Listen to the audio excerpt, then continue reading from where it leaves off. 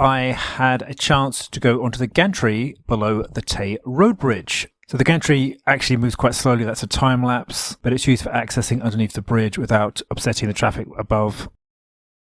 That's more like the speed it moves, very, very slowly, 2 miles an hour, or a slow walking pace.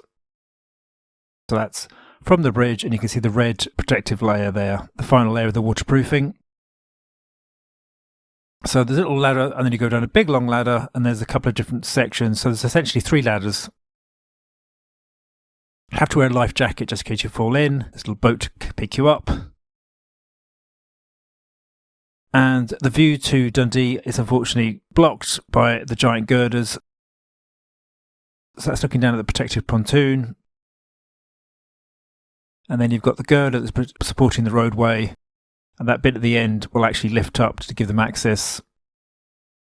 Hope you enjoyed watching. Don't forget to subscribe.